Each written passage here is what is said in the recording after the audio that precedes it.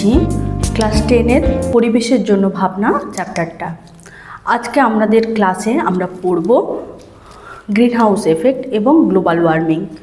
এর আগের ক্লাসে আমরা পড়েছি ওজোনোস্ফিয়ার কী এবং ওজোনস্ফিয়ার বা ওজোন স্তর কেমনভাবে গঠিত হয় এবং কীভাবে সেটা ধীরে ধীরে নষ্ট হয়ে যাচ্ছে, এ সম্পর্কে আমরা ডিটেলস আলোচনা করেছি। আজকে জাস্ট একটুখানি রিকল করব।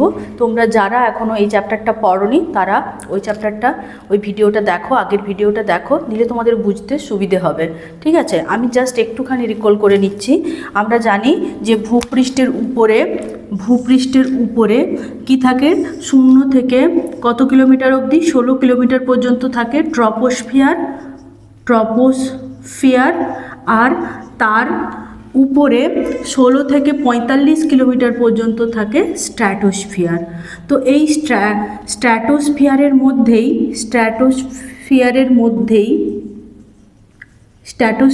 মধ্যেই ভূপৃষ্ঠ থেকে 15 কিলোমিটার থেকে 35 কিলোমিটার পর্যন্ত, এই যে 15 থেকে 35 কিলোমিটার পর্যন্ত যে অংশটা থাকে সেই অংশটাকেই বলা হচ্ছে কি ওজোন স্তর বা ওজোনোস্ফিয়ার।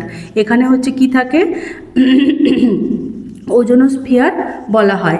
এখানে কি থাকে, 90% ওজোন গ্যাস, বায়ুমণ্ডলে যতটা ওজোন গ্যাস থাকে তার 90% ওজোন গ্যাসই কোথায় থাকে না এই অংশে থাকে। ঠিক আছে, এরপর এখানে ওজোন গ্যাস যেরকমভাবে গঠন হয় এবং ওজোন গ্যাস মানে ভেঙে আবার অক্সিজেন তৈরি হয়, মানে অক্সিজেন থেকে ওজোন তৈরি হয় এবং ওজোন থেকে অক্সিজেন তৈরি হয়। এটা একটা সাইমেলটেনিয়াস প্রসেস। যেরকম ফরওয়ার্ড রিয়াকশানটাও যেরকম হয়, ব্যাকওয়ার্ড রিয়াকশানটা এমনভাবে হয় যে ওখানের ওজোন স্তরের মধ্যে কি হয়, একটা সামঞ্জস্য বর্তমান থাকে। যেমন কি হয় না, অক্সিজেন প্রথমে আল্ট্রাভায়োলেট, ক্ষুদ্র তরঙ্গের যে আল্ট্রাভায়োলেট রশ্মি থাকে তার প্রভাবে কি হয়, অক্সিজেন পরমাণুতে ভেঙে যায়। সেই অক্সিজেন পরমাণু অক্সিজেনের সঙ্গে যুক্ত হয়ে কি তৈরি করে, ওজোন গ্যাস তৈরি করে। এটাকে না যারা কম তরঙ্গ দৈর্ঘ্যযুক্ত আল্ট্রাভায়োলেট রে, এটা কি করে ওজোন গ্যাসটাকে ফর্ম করে। ঠিক তার বিপরীত প্রক্রিয়াটাতে কি হয়, ওজোন গ্যাস দীর্ঘতর যেগুলো তোমার তরঙ্গ দৈর্ঘ্য বিশিষ্ট আল্ট্রাভায়োলেট রশ্মি থাকে, সেই আল্ট্রাভায়োলেট রশ্মিগুলো কি হয়, ওজোন গ্যাসকে কি করে, ওজোন এবং সক্রিয় অক্সিজেন পরমাণু তৈরি করে। সেই অক্সিজেন পরমাণু আবার ওজোন গ্যাসের সঙ্গে যুক্ত হয়ে কি তৈরি করে, অক্সিজেন অণু তৈরি করে। ঠিক একই রকমভাবে এই দুটো প্রক্রিয়া সমান এবং বিপরীতমুখী বা এমনভাবে ব্যালেন্স করে রাখে যে এই প্রকৃতিতে এই ওজোন লেয়ারটা কিন্তু ঠিক থাকে। ঠিক আছে, এরপর ওজোনোস্ফিয়ারের কাজ কি না, সূর্য থেকে আগত কি অতি বেগুনি রশ্মিকে কি করে না আমাদের ভূপৃষ্ঠে পৌঁছতে দেয় না। কি হয় না, ভূপৃষ্ঠে পৌঁছতে দেয় না। যে 90% যে তোমার ওজোন গ্যাস, সেটা যে লেয়ারটা তৈরি করেছে সেটা সূর্য থেকে আগত ইউভি রশ্মিকে কি করতে দেয় না, ভূপৃষ্ঠে আসতে দেয় না। ফলে পৃথিবীতে কি হয়, এই ওজোন লেয়ারটা একটা প্রাকৃতিক সৌর পর্দা হিসেবে কাজ করে। ফলে কি হয় না মানুষ বা জীবজগৎ বেঁচে থাকতে পারে। ঠিক আছে, এরপরে কিন্তু আমাদের কি মনুষ্যসৃষ্ট বিভিন্ন কারণ বা প্রাকৃতিক কারণে কি না CFC gas, nitrous oxide, nitric oxide, এই সমস্ত গ্যাসগুলোর পরিমাণ বেড়ে যাওয়ার জন্য কি না এই ওজোন লেয়ারকে ক্রমাগত ক্ষয়ে দিচ্ছে এবং কি তৈরি হচ্ছে, ওজোন লেয়ার পাতলা হয়ে যাচ্ছে বা কোথাও কোথাও ছিদ্র তৈরি হচ্ছে। তো সেটাকে বলা হচ্ছে ওজোন হোল। এবং এই ওজোন হোল বা ওজোন লেয়ারকে আমরা রক্ষা করব কিভাবে না, আমাদেরকে সবসময় কি করতে হবে না প্রচুর পরিমাণে গাছ লাগাতে হবে, যাতে করে সিএফসির ব্যবহার কমে, এটা আমাদেরকে লক্ষ্য রাখতে হবে। ঠিক আছে, এই ডিটেলসটা এবং আমরা আগের দিনে পড়েছিলাম সিএফসি কিভাবে ওজোন গ্যাসকে ধ্বংস করে, নাইট্রাস অক্সাইড কিভাবে ওজোন লেয়ারকে ধ্বংস করে, কিভাবে চেন রিয়াকশন হয়, সেগুলো আমরা আগের ক্লাসে আলোচনা করেছি। তোমরা যারা এখনও এই ক্লাসটা করোনি তারা অবশ্যই আগের ক্লাসটা দেখে আসো, দেখলে পরের ক্লাসটা বুঝতে সুবিধে হবে। আজকে আমরা পড়ব কি না গ্রিন হাউস এফেক্ট। এখন এই গ্রিন হাউস এফেক্ট, এই গ্রিন হাউস কথাটা সাধারণত কোথা থেকে এসছে না শীতের দেশে কি হয়, গাছ লাগানোর জন্য কি তৈরি করে, ওরা কাঁচের ঘর তৈরি করে। এই কাঁচের বৈশিষ্ট্য কি না, এই কাঁচের ঘরের বৈশিষ্ট্য কি না, শীতকালীন দেশে যেখানে টেম্পারেচার কত থাকে, 0 ডিগ্রি সেন্টিগ্রেড এর নিচে থাকে, 0 ডিগ্রি সেন্টিগ্রেডের নিচে যে সমস্ত জায়গার উষ্ণতা থাকে সেই সমস্ত জায়গাতে কি হয়, গাছ জন্মানোর জন্য কি লাগে, মিনিমাম অঙ্কুরোদ্গমের জন্য তো ন্যূনতম উষ্ণতার প্রয়োজন হয় এবং তাদের খাদ্য তৈরি করার জন্য কি প্রয়োজন হয়, উষ্ণতার প্রয়োজন হয়। তাই জন্য ওরা কি করে না হচ্ছে শীতপ্রধান দেশের কি করে না এইরকমভাবে ওরা কাঁচের ঘর তৈরি করে, কি করে এইরকমভাবে কাঁচের ঘর তৈরি করে এবং তার মধ্যে কি করে গাছপালা লাগায়, তার মধ্যে কি করে গাছপালা লাগায়। এই কাঁচের ঘরের বৈশিষ্ট্য কি না, এরা এই কাঁচের ঘরগুলো যে সূর্য রশ্মিটাকে আসে সেই সূর্য রশ্মিটাকে ভেতরে প্রবেশ করতে দেয়, ঠিক আছে, প্রবেশ করে কি করে উত্তপ্ত করে। এরপর যখন হচ্ছে সূর্যাস্তের সময় হয়, যখন সূর্যাস্ত হয় তখন কি হয় না হচ্ছে এই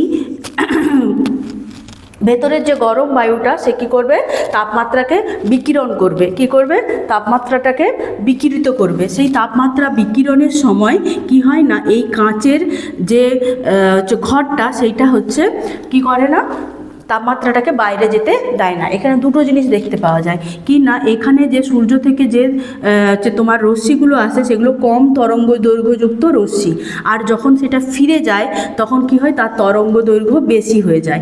এর ফলে কি হয়, কাঁচ এই বেশি তরঙ্গ দৈর্ঘ্যযুক্ত যে রশ্মিটা মানে হচ্ছে রশ্মিগুলো হিট যে রেডিয়েশন সেই রেডিয়েশনগুলোকে বাইরে বেরোতে দেয় না, ফলে কি হয় সে ভিতরেই থাকে এবং প্রতিফলিত হয়ে ভেতরের যে বায়ুমণ্ডলকে উত্তপ্ত করে, ফলে ভেতরের যে তাপমাত্রা সেই তাপমাত্রা বৃদ্ধি পায় এবং ভেতরে যে গাছ থাকে সেই গাছটাকে বেড়ে উঠতে সাহায্য করে।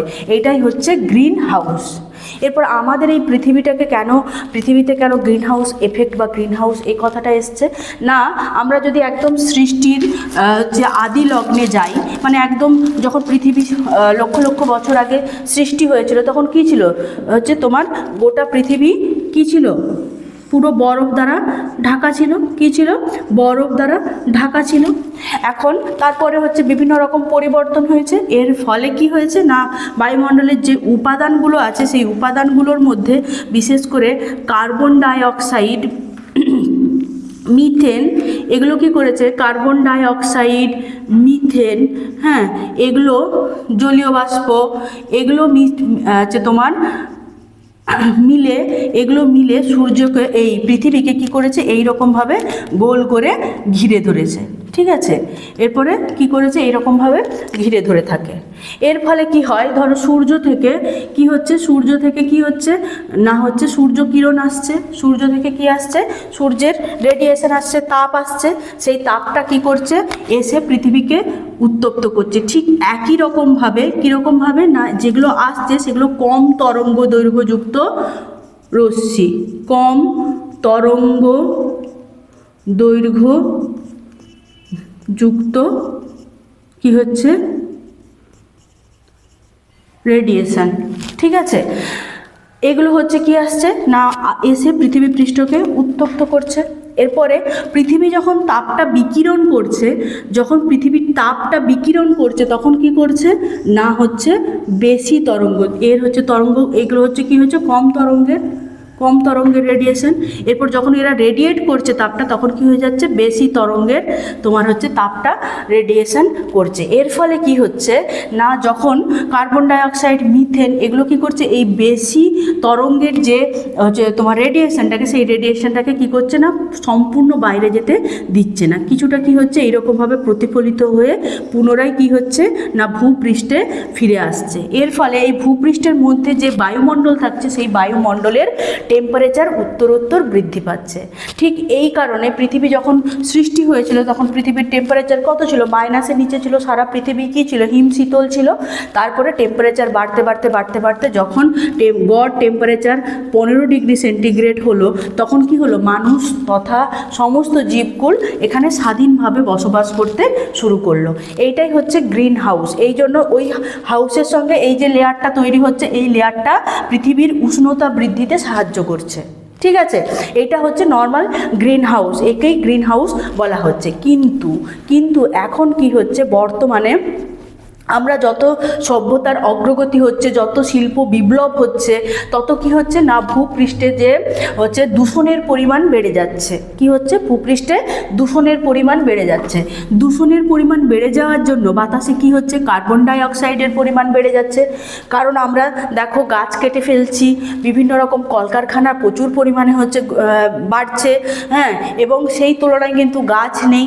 এছাড়াও হচ্ছে কি হচ্ছে? আমরা রেফ্রিজারেটর ব্যবহার করছি, ফ্রিজ ব্যবহার করছি, যেখান থেকে প্রচুর পরিমাণে দূষিত পদার্থ বেরোচ্ছে। তার মধ্যে কি না carbon dioxide, methane, CFC, nitrous oxide, হ্যাঁ, জলীয় বাষ্প, এরগুলোর পরিমাণ কিন্তু কি হচ্ছে? উত্তরোত্তর বৃদ্ধি পাচ্ছে।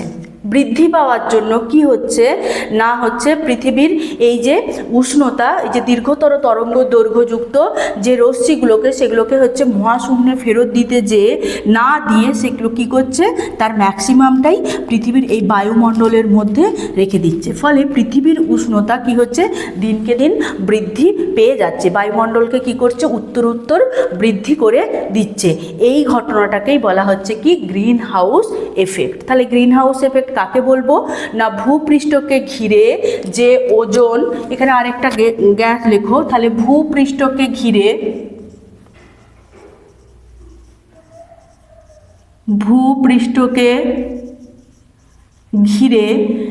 যে ozone, carbon dioxide, methane, CFC, N2O, হ্যাঁ, ইত্যাদি গ্যাসের যে পরিমণ্ডল সূর্য থেকে আগত প্রভৃতি গ্যাসের পরিমণ্ডল, এইরকম ভাষা না বলে যদি প্রভৃতি গ্যাসের একটি স্তর সূর্য থেকে আগত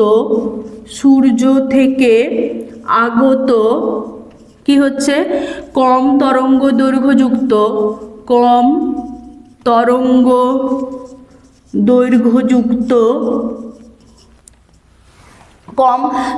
দৈর্ঘ্যযুক্ত হচ্ছে রশ্মিকে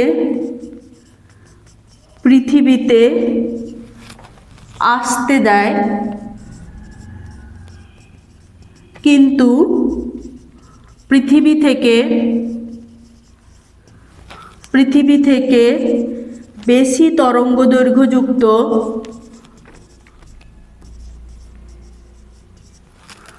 রশ্মিগুলোকে মহাশূন্যে ফিরে যেতে না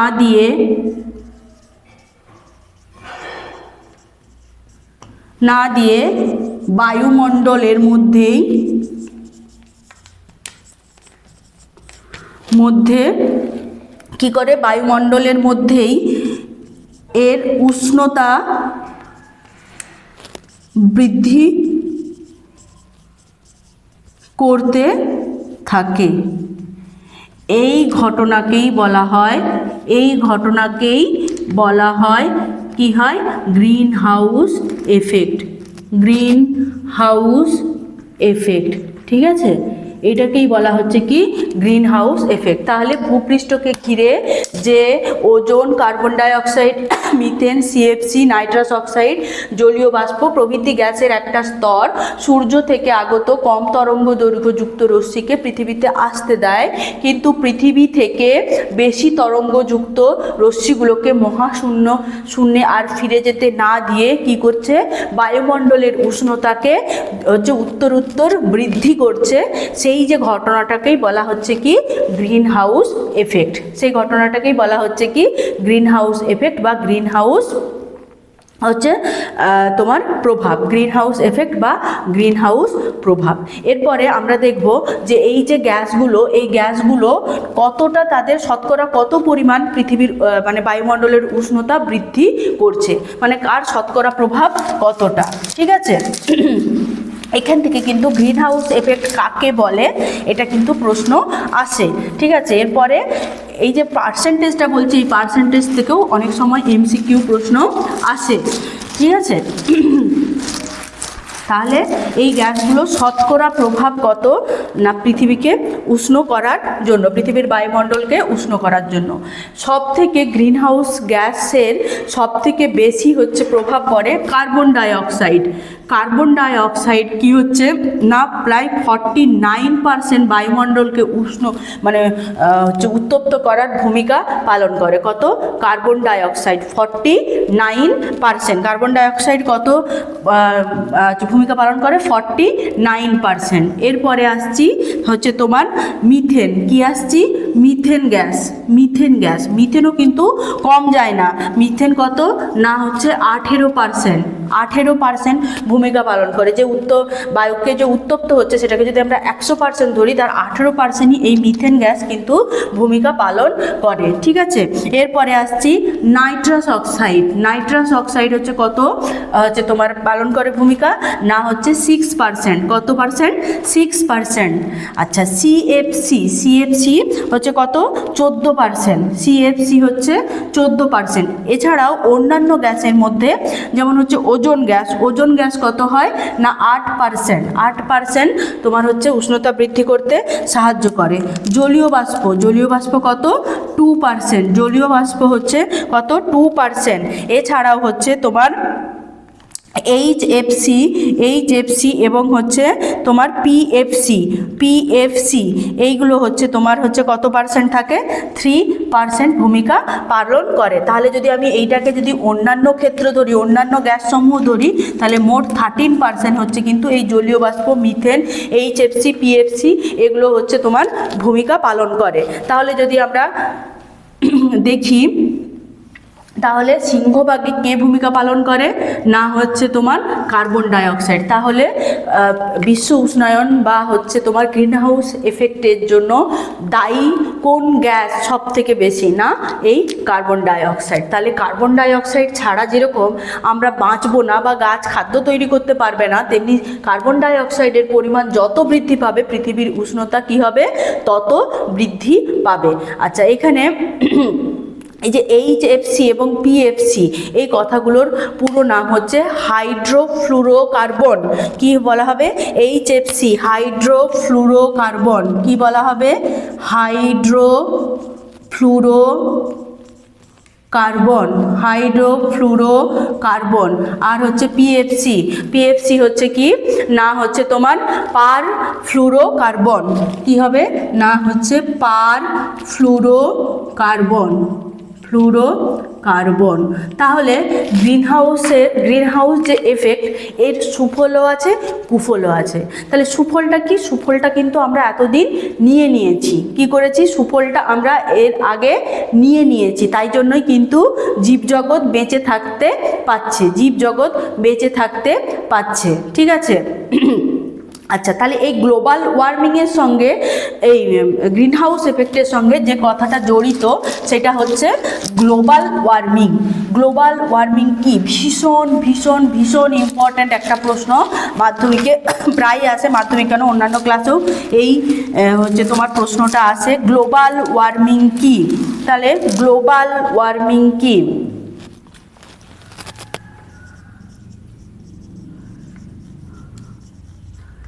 গ্লোবাল ওয়ার্মিং কি? ঠিক আছে, তাহলে এই যে গ্রিনহাউস এফেক্টের ফলে বায়ুমণ্ডলের উষ্ণতা কি হচ্ছে না হচ্ছে পর্যায়ক্রমে বৃদ্ধি পাচ্ছে। ঠিক আছে, এর ফলে কি হচ্ছে? এর প্রভাব পড়তে গিয়ে কি হচ্ছে? বায়ুমণ্ডল তথা পৃথিবীর যে গড় উষ্ণতা ক্রমাগত বৃদ্ধি পাচ্ছে। এই ঘটনাকেই বলা হচ্ছে কি গ্লোবাল ওয়ার্মিং বা বিশ্ব উষ্ণায়ন। তাহলে কি বলবো?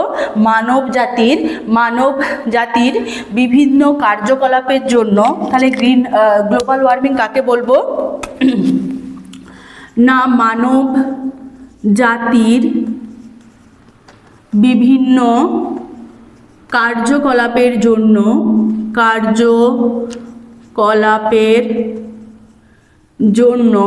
কি হচ্ছে না হচ্ছে পরিবেশ দূষিত হচ্ছে। কি হচ্ছে? পরিবেশ দূষিত হচ্ছে। ঠিক আছে, পরিবেশ দূষিত হচ্ছে। ও গ্রিনহাউস গ্যাস কোনগুলো না হচ্ছে কার্বন ডাই অক্সাইড, মিথেন, তারপরে হচ্ছে কি হলো জানো সিএফসি, তারপরে হচ্ছে নাইট্রাস অক্সাইড, ওজোন, জলীয় বাষ্প, ঠিক আছে, এইচএফসি, পিএফসি, হ্যাঁ, এই সমস্ত যে গ্যাসগুলো, এই গ্যাসগুলো গ্রিনহাউস গ্যাসের পরিমাণ বৃদ্ধি পাচ্ছে। গ্রিনহাউস গ্যাসের পরিমাণ কি হচ্ছে না বৃদ্ধি পাচ্ছে।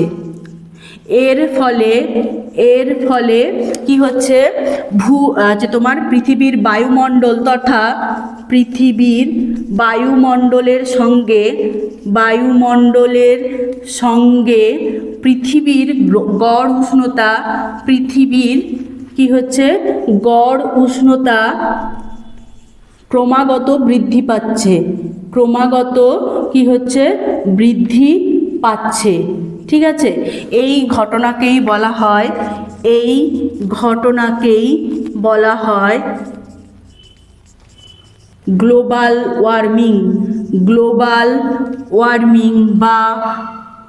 ওয়ার্মিং বা বিশ্ব উষ্ণায়ন, গ্লোবাল ওয়ার্মিং বা বিশ্ব উষ্ণায়ন, ঠিক আছে। তাহলে এই রকমভাবে দেখা যাচ্ছে এই যে কার্বন ডাই অক্সাইড বা দূষণের পরিমাণ যত বাড়ছে পৃথিবীর গড় উষ্ণতা কত বৃদ্ধি পাচ্ছে না দেখা যাচ্ছে বছরে পৃথিবীর গড়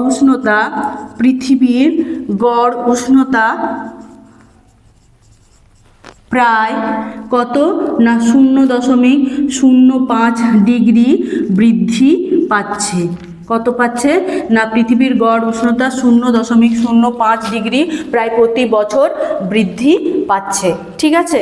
তাহলে এটাকেই আমরা কি বলছি গ্লোবাল ওয়ার্মিং।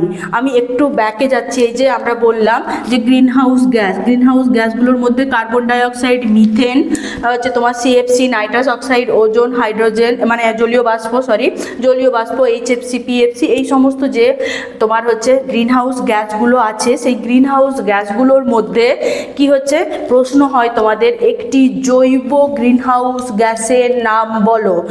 একমাত্র জৈব গ্রিনহাউস গ্যাস হচ্ছে মিথেন। প্রচুর ইম্পর্টেন্ট এই প্রশ্নটা এমসিকিউতে প্রচুরবার আসে। তাহলে কি হবে এটা জৈব গ্রিনহাউস গ্যাস, একটি জৈব গ্রিনহাউস গ্যাস, একটি আছে সেটা জৈব হচ্ছে CH4 মিথেন। তাহলে জৈব গ্রিনহাউস গ্যাস, ঠিক আছে। আচ্ছা, গ্লোবাল ওয়ার্মিং কাকে বলে এইটাও ভীষণ ইম্পর্ট্যান্ট মাধ্যমিকের জন্য। হ্যাঁ, গ্লোবাল ওয়ার্মিং কাকে বলে না যেটা বললাম সেটা বলবে। এবং পৃথিবীর উষ্ণতা বছরে কত বৃদ্ধি পাচ্ছে না 0.05 ডিগ্রি সেন্টিগ্রেড প্রত্যেক বছর হচ্ছে তোমার বৃদ্ধি পাচ্ছে। তাহলে যদি বৃদ্ধি পায় তাহলে অসুবিধে কি হবে না আগে আমরা সুবিধাটা দেখি। তাহলে সুবিধাটা আমরা প্রথমেই বলে নিয়েছি যে গ্লোবাল ওয়ার্মিংয়ের কি হবে সুবিধে।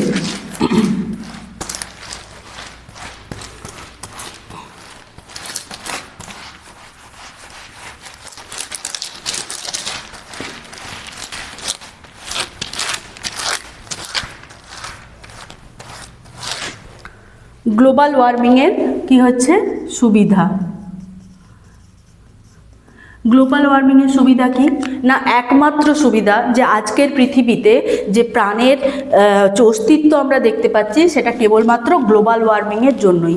এই গ্লোবাল ওয়ার্মিংয়ের হচ্ছে জন্যই পৃথিবীর গড় উষ্ণতা কি হয়েছে ধীরে ধীরে বৃদ্ধি পেয়েছে এবং হচ্ছে কত হয়েছে বেড়ে 15 ডিগ্রি সেন্টিগ্রেডে এসছে বলেই তবেই কিন্তু হচ্ছে কি প্রাণের অস্তিত্ব বা পৃথিবীতে প্রাণের সঞ্চার হয়েছে। তাহলে পৃথিবীতে প্রাণের সঞ্চার হওয়ার জন্য কিন্তু এই গ্লোবাল ওয়ার্মিংয়ের ভূমিকা গুরুত্বপূর্ণ। তাহলে সুবিধে কি না এই গ্লোবাল ওয়ার্মিংয়ের জন্যই কি লিখব না গ্লোবাল ওয়ার্মিংয়ের জন্যই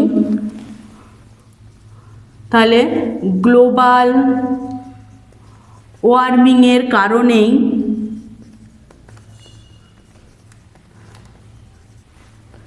পৃথিবীর গড় উষ্ণতা উত্তরোত্তর বৃদ্ধি পেয়ে তাহলে শীতল হিমশীতল থেকে হিমশীতল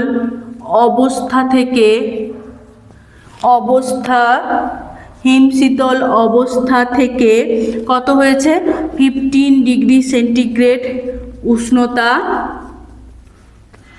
পৌঁছেছে। এর ফলেই কি হয়েছে না পৃথিবীতে প্রাণের কি হয়েছে, প্রাণের সঞ্চার হয়েছে। এইটার তো সুফল আমরা পেয়ে গেছি, এই সুফল তো আমরা পেয়ে গেছি বা পাচ্ছিও এখন। তাহলে গ্লোবাল ওয়ার্মিংয়ের কুফল কি? কুফলের কোনো শেষ নেই, তাই তো?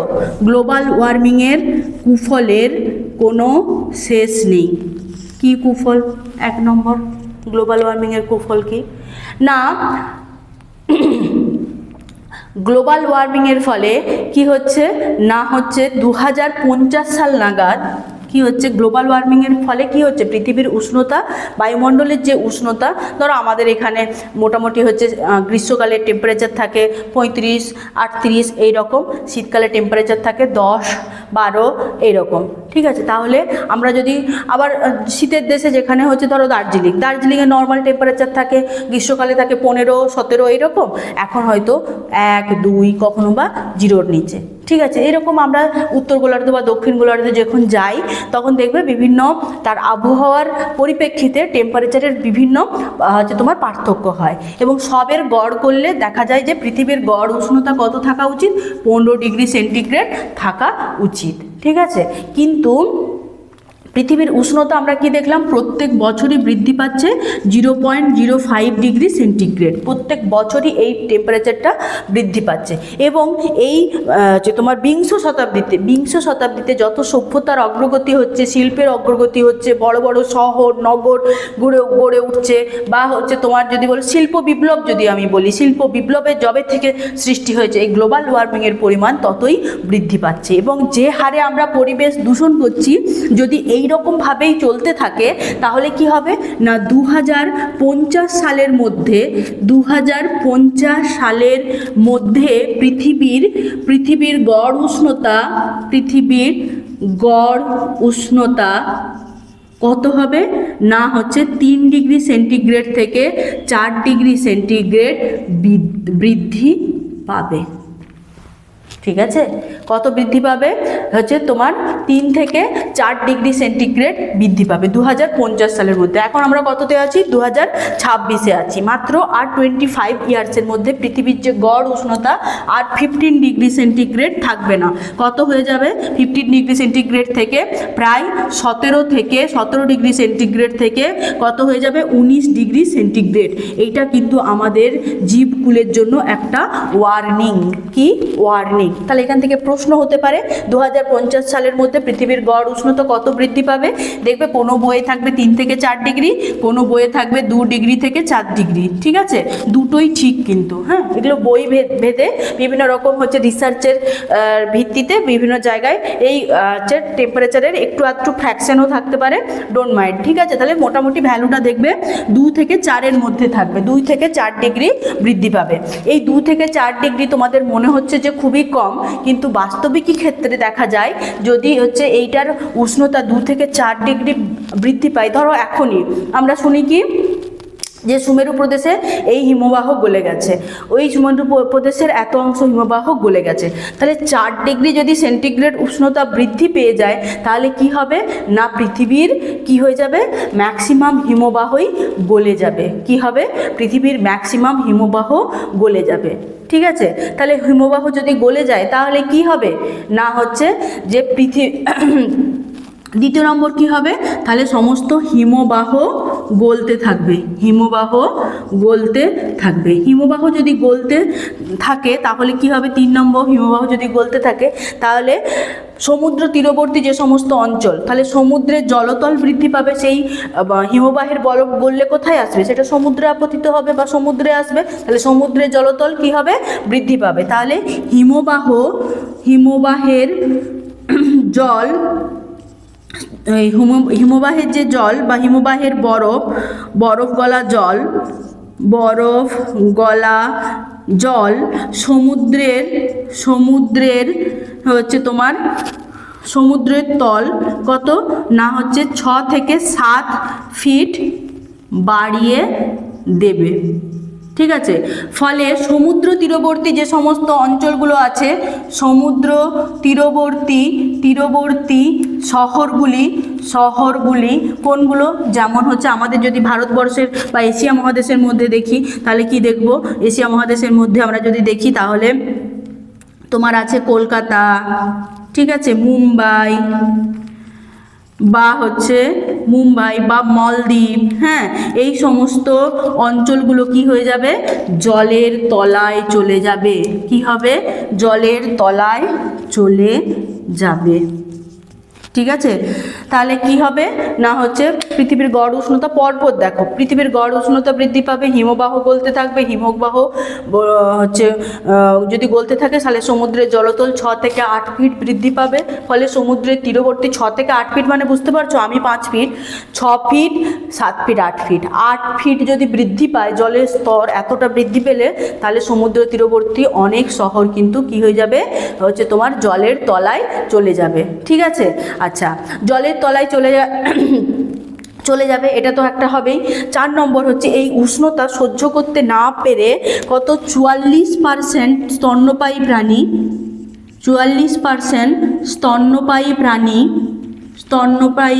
প্রাণী ও হচ্ছে তোমার প্রায় 21% বিভিন্ন প্রজাতির পাখি বিলুপ্ত হয়ে যাবে। 21% বিভিন্ন প্রজাতির পাখি কি হবে, বিলুপ্ত হয়ে যাবে। তাহলে কি হবে না হচ্ছে এর ফলে কি হবে, ইকোসিস্টেমে একটা বিশাল বড় পরিবর্তন হবে, তাহলে ইকোসিস্টেম হয়ে যাবে ও ইকোসিস্টেমে পরিবর্তন আসবে। ইকোসিস্টেমে কি আসবে, পরিবর্তন আসবে। ইকোসিস্টেমে কি আসবে, পরিবর্তন আসবে।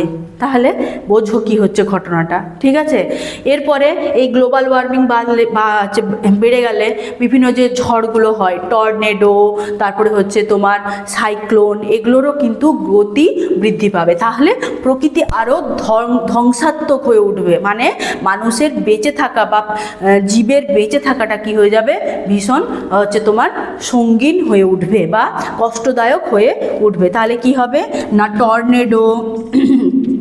টর্নেডো, সাইক্লোন, হ্যাঁ, ইত্যাদির গতি বৃদ্ধি পাবে। ইত্যাদির কি হবে না গতি বৃদ্ধি পাবে। তাহলে হচ্ছে তোমার পরে কিন্তু এই প্রশ্নটা যে গ্লোবাল ওয়ার্মিংয়ের প্রভাব কি বা গ্লোবাল ওয়ার্মিংয়ের ফলে কি হতে পারে। ঠিক আছে, তাহলে গ্লোবাল ওয়ার্মিংয়ের ফলে কি হবে, 1 নম্বর 2050 সালের মধ্যে পৃথিবীর গড় উষ্ণতা 2 থেকে 4 ডিগ্রি সেন্টিগ্রেড বৃদ্ধি পাবে। এর ফলে হচ্ছে কি হবে, বিভিন্ন যে গ্লেসিয়ার বা হিমবাহগুলো আছে সেই হিমবাহগুলো গলতে থাকবে। হিমবাহ গলে গেলে অবভিয়াসলি সেই জল কোথায় আসবে, সমুদ্র আসবে, তাহলে ভাগের পরিমাণ বৃদ্ধি পাবে। প্রায় জলতল কত ফিট বৃদ্ধি পাবে, 6 থেকে 7 ফিট জলতল বৃদ্ধি পাবে। এর ফলে কি হবে, সমুদ্র তীরবর্তী যে সমস্ত শহরগুলো আছে, আমি শুধু এখানে কলকাতা আর মলদ্বীপের কথা আমরা সব জানি বলে বললাম, কিন্তু যে কোনো নগর বা সভ্যতা গড়ে উঠেছে কি সমুদ্রের তীরবর্তী অঞ্চলেই, তো সেই সমুদ্রের তীরবর্তী অঞ্চলের বড় বড় বিভিন্ন শহর কিন্তু জলের তলায় চলে যাবে, তার আর অস্তিত্ব থাকবে না। এরপরে কি হবে বলতো, যখন জলের উষ্ণতাও বৃদ্ধি পাবে তখন হচ্ছে জলের যে কার্বন ডাইঅক্সাইড শোষণ ক্ষমতা, সেই শোষণ ক্ষমতাটাও কি হয়ে যাবে, কমে যাবে। কারণ আমরা জানি কি হয়, উষ্ণতা বৃদ্ধির সঙ্গে সঙ্গে যে যতটা হচ্ছে গ্যাস অ্যাবজর্পশন যে ক্ষমতা, সেটা হচ্ছে কি হয়, দ্রুত হ্রাস পেতে থাকে, তাহলে সেটাও হ্রাস পাবে। এর ফলে কি হবে না হচ্ছে 44% স্তন্যপায়ী প্রাণী এবং 21% পাখি কি হয়ে যাবে, বিলুপ্ত হয়ে যাবে, পৃথিবী থেকে নিশ্চিহ্ন হয়ে যাবে। কি হয়ে যাবে, প্রকৃতি থেকে জাস্ট নিশ্চিহ্ন হয়ে যাবে। তাহলে যখন এত পার্সেন্ট 100 জনের মধ্যে 44 জন মারা গেল, ঠিক আছে, তাহলে সেইখানে ব্যালেন্স করাটা কত মুশকিল বলো তো। ধরো একটা যে স্কুলে 100 জন মাস্টারমশাই ছিল, তার মধ্যে 40 জন মাস্টারমশাই হট করে বেরিয়ে গেল। তাহলে 40 জন মাস্টারমশাই যদি বেরিয়ে যায়, তাহলে কতগুলো সাবজেক্টের মাস্টারমশাই বেরিয়ে গেল বলো তো। তাহলে বাকিদের দিয়ে কি হচ্ছে কোনো রকমভাবে ম্যানেজ করা সম্ভব হবে? তার মানে কত একসঙ্গে হিউজ অ্যামাউন্ট চলে যাচ্ছে না। তাহলে স্তন্যপায়ী প্রাণীরা নষ্ট হয়ে গেলে কী হবে, ইকোসিস্টেমের মধ্যে একটা বিশাল বড় পরিবর্তন আসবে। ঠিক আছে। আচ্ছা, এর ফলে কি হবে না হচ্ছে, এর ফলে কিন্তু ইকোসিস্টেমের পরিবর্তন হবে, এছাড়াও টর্নেডো, সাইক্লোন ইত্যাদির গতিও হচ্ছে কি হবে, বৃদ্ধি পাবে। তাহলে আমাদের নেক্সট আমাদের হচ্ছে এম কি থাকবে না, গ্লোবাল ওয়ার্মিংকে কমাতে হবে। তাহলে পৃথিবীর উষ্ণতাকে যত সম্ভব না বাড়তে দেওয়ার চেষ্টা করতে হবে। তাহলে গ্লোবাল ওয়ার্মিংয়ের প্রভাব কাটানোর উপায়, গ্লোবাল ওয়ার্মিংয়ের প্রভাব কাটানোর উপায় বা গ্লোবাল ওয়ার্মিং আমরা কিভাবে রোধ করব। ঠিক আছে, গ্লোবাল ওয়ার্মিং আমরা কিভাবে রোধ করব বা গ্লোবাল ওয়ার্মিং রোধের উপায়।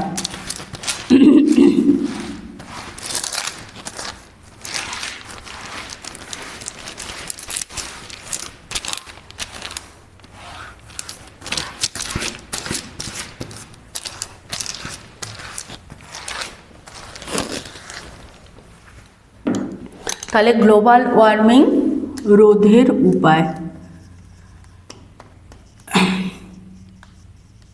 তাহলে রোধের একটাই প্রথম উপায়, কি করতে হবে, দূষণ কমাতে হবে। কি করতে হবে, দূষণ কমাতে হবে, এর কোনো আর অন্যথা নেই। প্রথমেই কি হবে না, দূষণ কমাতে হবে। তাহলে দূষণ কমানোর জন্য কি ব্যাপার কমাতে হবে, দূষণ কোথা থেকে হয় না, আমাদের এই যে পুরো সভ্যতা বা পুরো পৃথিবী এখন যে উন্নত দেশ বা উন্নততর দেশ, ধরো আমেরিকা যদি বলি, হ্যাঁ আমেরিকায় ধরো হচ্ছে আমি ধরে নিলাম সিটি স্কোয়ার, হ্যাঁ বা হচ্ছে তোমার নিউ ইয়র্ক সিটি, হ্যাঁ এই সমস্ত সিটিগুলোতে তুমি ভাবো তো কত লাইটের অ্যাবজর্পশন হয়, কত লাইট জ্বলতে হয় তাকে আলোকিত করার জন্য।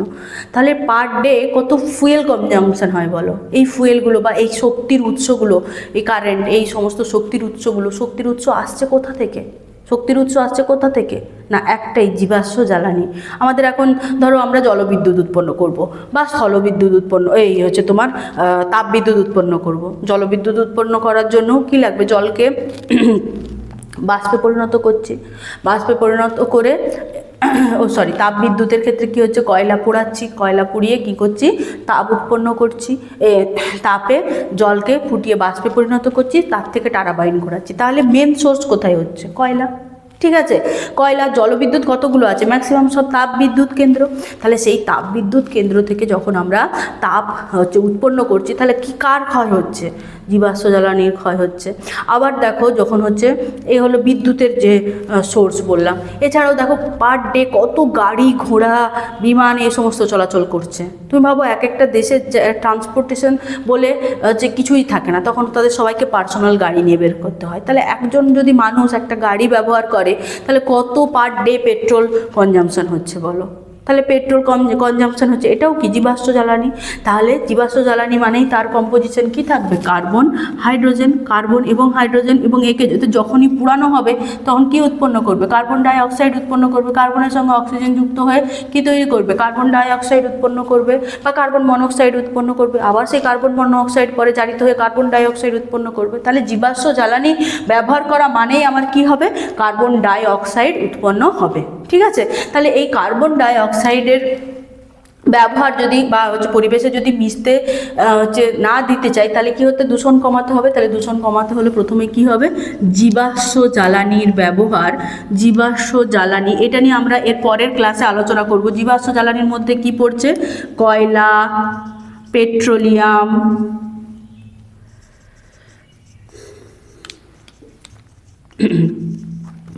ডিজেল, হ্যাঁ এগুলো সমস্ত হচ্ছে কি তোমার হচ্ছে জীবাশ্ম জ্বালানি। তাহলে জীবাশ্ম জ্বালানির ব্যবহার কমাতে হবে, জীবাশ্ম জ্বালানির ব্যবহার কমাতে হবে। জীবাশ্ম জ্বালানির ব্যবহার কমাতে হবে। তাহলে দূষণ কমাতে হবে এবং তার প্রথমেই কী করতে হবে, জীবাশ্ম জ্বালানির পরিমাণ কমাতে হবে। তাহলে জীবাশ্ম জ্বালানির পরিমাণ আমরা ধরো ব্যবহার করা কমিয়ে দিলাম, তাহলে কি আমরা অন্ধকার করে বাড়িতে বসে থাকবো? না, এটা তো হয় না। সভ্যতাকে এগিয়ে নিয়ে যাওয়ার জন্য তাহলে আমাদেরকে উন্নত হতে হবে। তাহলে কি করতে হবে, এর অল্টারনেট কিছু ব্যবহার করতে হবে। তাহলে অল্টারনেট কি হবে না, অপ্রচলিত শক্তি। অপ্রচলিত শক্তি, এটাও আমি পরের ক্লাসে আলোচনা করব। অপ্রচলিত বা অচিরাচরিত শক্তির ব্যবহার বাড়াতে হবে, শক্তির ব্যবহার। তাহলে অপ্রচলিত বা অচিরাচরিত শক্তি কোনগুলো না, সৌরশক্তি, জোয়ার ভাটার শক্তি, বায়ু শক্তি, জোয়ার ভাটার শক্তি হচ্ছে তোমার বায়ু শক্তি, ঠিক আছে। এগুলো হচ্ছে তোমার আমাদের ব্যবহার কী করতে হবে, বাড়াতে হবে, ঠিক আছে। তাহলে জীবাশ্ম জ্বালানির ব্যবহার কমাতে হবে আর অপ্রচলিত শক্তির ব্যবহার কী করতে হবে, বাড়াতে হবে, ঠিক আছে। 3 নম্বর হচ্ছে প্রচুর পরিমাণে বৃক্ষরোপণ করতে হবে, যেটা আমরা করি না। আমরা কি করছি, নগরায়নের জন্য কি করছি, গাছকে অনবরত কেটে যাচ্ছি, বুঝতে পেরেছো? আমরা যদি 10টা গাছ কাটি, একটাও গাছ লাগাই না, তাহলে দিনের পর দিন গাছের পরিমাণ কমে যাচ্ছে, ঠিক আছে। দেখো না, এবছরই তো হচ্ছে তোমার বিভিন্ন জায়গায় টেম্পারেচার কীরকম পরিবর্তন হচ্ছে বলো তো। যখন গ্রীষ্মকালে একদম 40-42 টেম্পারেচার উঠে যাচ্ছে, আবার শীতকালে কনকনে তাপ, পুরুলিয়ার মতো জায়গাতেও জল বরফে পরিণত হচ্ছে, ঠিক আছে। আবার হচ্ছে যেখানে মেরুপ্রদেশ সেখানে হয়তো ঠিকঠাক করে তুষারপাতই হচ্ছে না। তাহলে হচ্ছে তোমার আবহাওয়ার মধ্যে কি আসছে, একটা বিশাল পরিবর্তন আসছে, ঠিক আছে। তাহলে আবহাওয়ার মধ্যে এই বিশাল পরিবর্তন আসছে, তার মানে এই পরিবর্তনটাকে রুখতে গেলে কি করতে হবে না, আমাদের বন সৃজনে হচ্ছে গুরুত্ব দিতে হবে। তার মানে প্রচুর পরিমাণে গাছ বা বৃক্ষ রোপণ করতে হবে, প্রচুর পরিমাণে বৃক্ষ রোপণ করতে হবে, প্রচুর পরিমাণে বৃক্ষরোপণ করতে হবে। 4 নম্বর কি হবে, প্রচুর পরিমাণে বৃক্ষরোপণ তো করতে হবে, তারপরে কি করতে হবে না, আমাদের এই যে আমরা রেফ্রিজারেটর বা হচ্ছে তোমার এসি ব্যবহার করছি, তাতে যে সিএফসি গ্যাসটা থাকছে, ফ্রেয়ন, হ্যাঁ সিএফসি, এই সমস্ত জিনিসের ব্যবহার আমাদেরকে কমাতে হবে। তাহলে কি করতে হবে, সিএফসি, ফ্রেয়ন ইত্যাদির ব্যবহার কি করতে হবে, কমাতে হবে, ইত্যাদির ব্যবহার কি করতে হবে, কমাতে হবে, ঠিক আছে। আচ্ছা, এরপরে কি বলতো, 5 নম্বরে হচ্ছে কি হবে, মোটর গাড়ির পরিমাণ কমাতে হবে। তার বদলে কি করতে হবে, আমাদেরকে বেশি যাত্রী পরিবহনকারী বাস বা হচ্ছে ট্রাম বা পাবলিক ট্রান্সপোর্টের ব্যবস্থা বেশি করতে হবে। তাহলে কি করতে হবে না, মোটর গাড়ির ব্যবহার কমাতে হবে, মোটর গাড়ির ব্যবহার কমাতে হবে, কমাতে হবে। তাহলে এই সতর্কতাগুলো যদি আমরা অবলম্বন করি, তাহলে দূষণের পরিমাণটা কমবে। ফলে পৃথিবীর উষ্ণতা ব্যাক করে 15 ডিগ্রি সেন্টিগ্রেডে যদি নাও যায়, তাহলে অ্যাটলিস্ট কি হবে না, 15 ডিগ্রি সেন্টিগ্রেডের থেকে বাড়বে না, যেটা বেড়েছে সেটাই থাকবে। তাহলে হয়তো আমরা আরও কিছুদিন বেঁচে থাকতে পারবো, ঠিক আছে। আচ্ছা, এরপরে আমি কি বললাম, দেখো আমরা এই যে আমরা বলছি আমরা দিনকে দিন উন্নত হচ্ছি, উন্নত সমাজ গড়ে তুলছি, হ্যাঁ। দেখা গেছে যে এই যে 1900 থেকে 2000, এই 1900 সাল থেকে 2000 সাল পর্যন্ত, 1900 সাল থেকে 2000 সাল পর্যন্ত পৃথিবীর গড় উষ্ণতা কত হয়েছে না, 1 ডিগ্রি সেন্টিগ্রেড বেড়েছে। কত বেড়েছে না, হচ্ছে 1 ডিগ্রি সেন্টিগ্রেড হচ্ছে কি হয়েছে, বেড়েছে, ঠিক আছে। 1 ডিগ্রি সেন্টিগ্রেড উষ্ণতা বেড়েছে এবং এর ফলে কি হয়েছে, 6% তোমার হচ্ছে কি হচ্ছে, পোলার ক্যাপে যে হচ্ছে তোমার গ্লেসিয়ার থাকে বা হিমবাহ কি হয়েছে, গলে গেছে, ঠিক আছে। জাস্ট 1 ডিগ্রি সেন্টিগ্রেড উষ্ণতা বেড়ে গেছে বলে। কিন্তু তাহলে যদি আমাদের 2 ডিগ্রি সেন্টিগ্রেড থেকে 4 ডিগ্রি সেন্টিগ্রেড উষ্ণতা বৃদ্ধি পায়, উষ্ণতা যদি বাড়ে, তাহলে কি হবে, কত হচ্ছে তোমার হবে না, হচ্ছে প্রায় হচ্ছে মেরু প্রদেশের সব বরফই গড়ে যাবে। উষ্ণতা বাড়লে কি হবে না, মেরু প্রদেশের সব বরফই গলে যাবে। ঠিক আছে, সব বরফই কি হবে, গলে যাবে। এর ফলে কি হবে না হচ্ছে প্রায় 17% স্থলভাগ, এটা ভীষণ ইম্পর্টেন্ট মনে রাখবে, 17% স্থলভাগ কি হয়ে যাবে, জলের তলায় চলে যাবে। স্থলভাগ কি হয়ে যাবে, জলের তলায় চলে যাবে।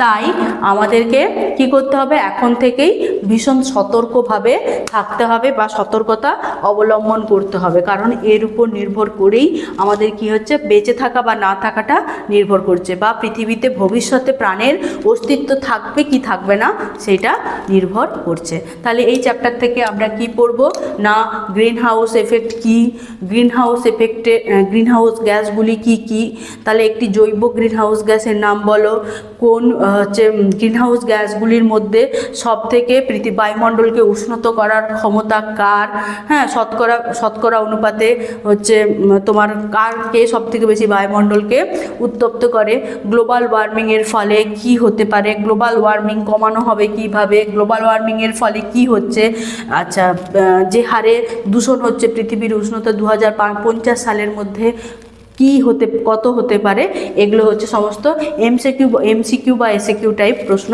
হতে পারে। ঠিক আছে, তাহলে তোমরা কিন্তু এই চ্যাপ্টারটা খুব ভালোভাবে পড়বে, ভীষণ ভীষণ ইম্পর্টেন্ট আমাদের সমাজের জন্য এবং তোমাদের মাধ্যমিক পরীক্ষার জন্য। আজকে এই পর্যন্ত, আবার এর পরের ক্লাসে আমরা আলোচনা করব কি, শক্তির যথাযথ ব্যবহার, তার মানে সেখানে আমরা জ্বালানি কাকে বলে দেখব, জ্বালানির যে তোমার কত রকম ভাগ আছে, হ্যাঁ, তারপরে হচ্ছে সাস্টেনেবল ডেভেলপমেন্ট কি, এই যে আমরা যে গ্রিন হাউস এফেক্ট বা পরিবেশ দূষণ করছি বা জীবাশ্ম জ্বালানির ব্যবহার কিভাবে কমাতে পারবো তার একটা রূপরেখা আমরা তৈরি করব এর পরের ক্লাসে।